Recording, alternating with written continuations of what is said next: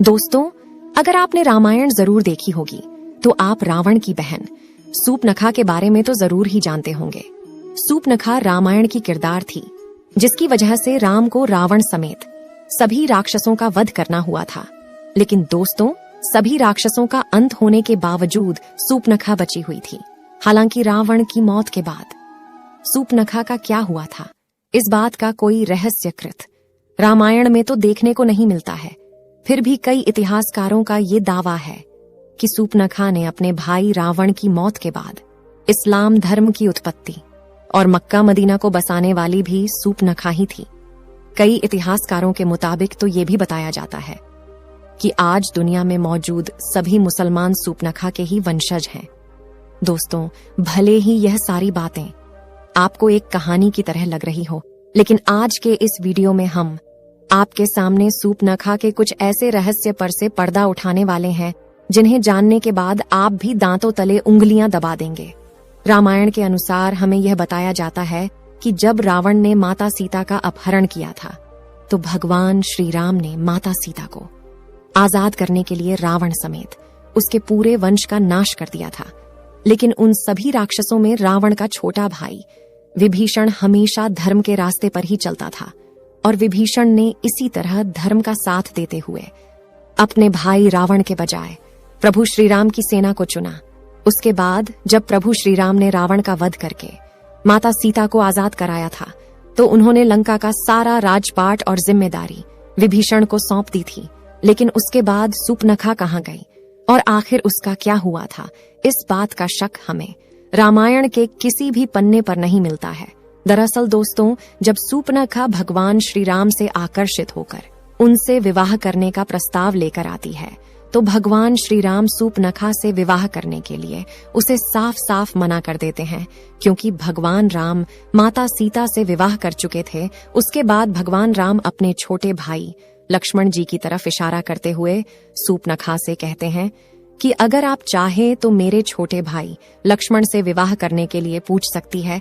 और जब सूर्पनखा लक्ष्मण जी के पास विवाह का प्रस्ताव लेकर जाती है, लक्ष्मण जी भी सूर्पनखा के इस प्रस्ताव को ठुकरा देते हैं। जिसके बाद सूर्पनखा भगवान श्री राम के पास जाकर माता सीता को बुरा भला कहने लगती है और भगवान राम को यह धमकी भी देती है कि अगर उन्होंने सूर्पनखा से विवाह नहीं किया तो वह माता सीता को मार देंगी।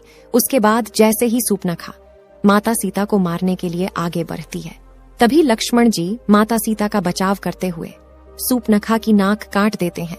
इसके बाद सूर्पनखा जब अपनी कटी हुई नाक लेकर भाई रावण के पास जाती है और उसे सारी बात बताती है तो रावण अपनी बहन के अपमान को सुनकर बेहद क्रोधित हो जाता है और माता सीता का अपहरण कर लेता है। और फिर भगवान राम रावण को मृत्यु दंड की सजा देते हैं। लेकिन दोस्तों, हमेशा से ही लोगों के जहन में यह सवाल बना हुआ है, इसके बाद सूर्पनखा ने क्या किया? कई इतिहासकारों के मुताबिक यह बताया जाता है कि सूर्पनखा खुद को दुनिया की सबसे सुंदर स्त्री मानती थी और जब लक्ष्मण जी ने माता सीता को बचाने के लिए उसकी नाक काट दी थी तो वह अपने चेहरे को देखकर बहुत ही शर्म महसूस करती थी और नाक कटने के बाद वो हमेशा अपने चेहरे को एक काले कपड़े से छुपा कर रखती थी। सूर्पनखा को जब यह पता चला था कि उसके सारे भाई प्रभु श्री राम के हाथों मारे जा चुके हैं तो शुक्राचार्य के पास जाने का फैसला किया था और वह बाहर जाकर उन्हीं के आश्रम में रहने लगी थी। सूर्पनखा और शुक्राचार्य दोनों ही राक्षसों के वंश को आगे बढ़ाना चाहते थे, जिसके लिए शुक्राचार्य ने भगवान शिव की कठोर तपस्या की।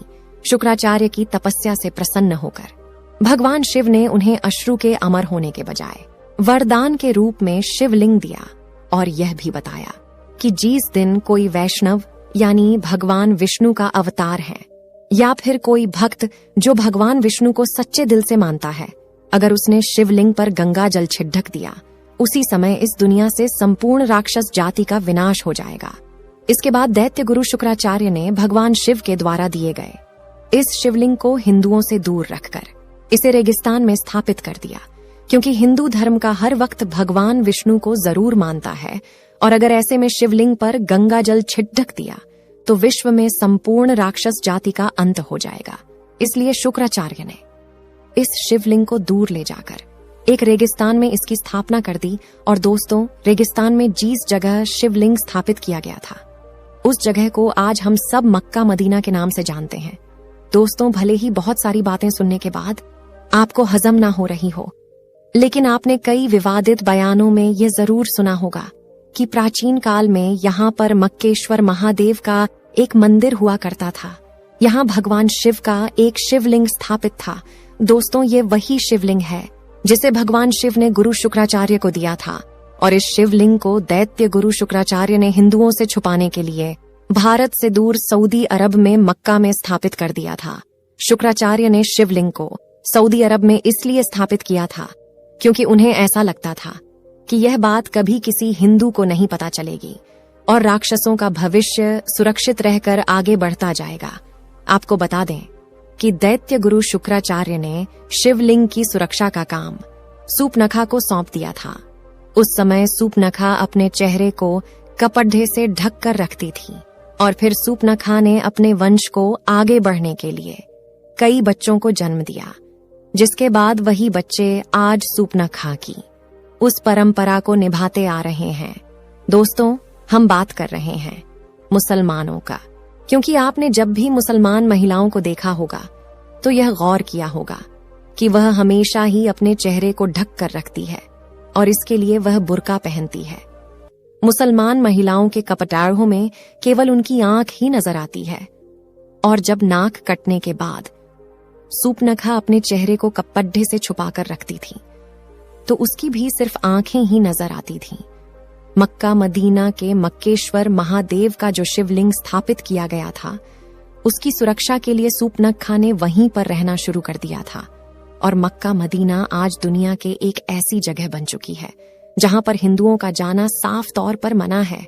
इसके अलावा तो बताया तो यह भी जाता है कि सऊदी अरब में जिस जगह पर मक्का मदीना मौजूद है उसके आसपास तक की सभी जगहों पर हिंदुओं को रहने की इजाजत बिल्कुल भी नहीं दी जाती है। मक्का मदीना में रहकर ही सूपनखा ने अपने वंश को आगे बढ़ाया और परंपराओं का भी निर्माण किया। इनमें से एक परंपरा थी बुर्का पहनने की और यह रिवाज सूपनखा के समय से ही चला रहा है। दोस्तों, ऐसा बताया जाता है कि द्वापर युग बीत जाने के बाद सूपनखा के वंशज आज के समय में इब्राहिम धर्म के अनुयायी हैं और इस वजह से इस्लाम धर्म में शुक्राचार्य को एक विशेष महत्व दिया जाता है। इस बात का जिक्र धार्मिक ग्रंथों में भी किया जा चुका है। अब दोस्तों, यह सारी बातें किनारे करके अगर इस कहानी पर गौर फरमाया जाए तो जरा एक बार सोचकर देखिए कि आखिर ऐसी कौन सी वजह है जिसके चलते किसी भी हिंदू का मक्का मदीना के अंदर जाना साफ तौर पर मना है और अगर कोई हिंदू चाहे भी तो मक्का मदीना के अंदर नहीं जा सकता। आखिर कौन सी चीज है जो सभी हिंदुओं को मक्का मदीना के अंदर जाने से रोकती है? तो उस बात के पीछे ऐसा कोई ना कोई ठोस कारण तो जरूर होगा जिसने हिंदुओं के वहां जाने पर प्रतिबंध लगा है। अगर ध्यान दें तो यह सारी बातें केवल एक ही तरफ इशारा करती है कि शायद मुसलमानों का सूपनखा के वंशज होने वाली यह बात हकीकत हो सकती है और सारे मुसलमान इस बात से डरते हैं कि अगर कोई हिंदू गलती से भी मक्का मदीना के अंदर चला गया और उसने शिवलिंग पर गंगा जल छिड़क दिया तो दुनिया से पूरी राक्षस जाति का अंत हो जाएगा। दोस्तों, यह राक्षस कोई और नहीं बल्कि सूपनखा के वंशज हैं। भले ही सारी बातें आपको हैरान कर रही हों, लेकिन शायद सच भी हो सकती है, क्योंकि इस दुनिया का सबसे पहला धर्म सनातन धर्म ही है। यानी कि दुनिया में मौजूद हर एक व्यक्ति सनातन धर्म से जरूर ताल्लुक रखता है और हमारे ईश्वर भी सनातन धर्म से ताल्लुक रखते थे। दोस्तों, ऐसा ही प्राचीन समय में भी हुआ करता था। कुछ लोग मिलकर अपने अलग अलग नियमों और परंपराओं को बनाया करते थे और धीरे धीरे इसी तरह यही चीज जातियों में तब्दील होती चली गई, जिससे आगे चलकर अनेकों धर्म की उत्पत्ति हुई। लेकिन इस्लाम धर्म की हकीकत बारे में आज भी कई सवाल उठाए जाते हैं। हिंदुओं को आखिर उन्हें मक्का मदीना के अंदर क्यों नहीं जाने दिया जाता है? दोस्तों, कमेंट करके बताइए कि आपको क्या लगता है, मक्का मदीना के बारे में कही जाने वाली यह सारी बातें क्या सच हो सकती है? क्या सूपनखा ने मक्का मदीना को बसाया था या फिर यह सब एकमात्र कल्पना है? अपनी राय हमें कमेंट सेक्शन में जरूर बताएं। वीडियो अच्छी लगी हो तो वीडियो को लाइक शेयर कीजिएगा और ऐसे ही और वीडियोस के लिए चैनल को सब्सक्राइब कर बेल आइकन को भी जरूर ऑन कर लीजिएगा। धन्यवाद।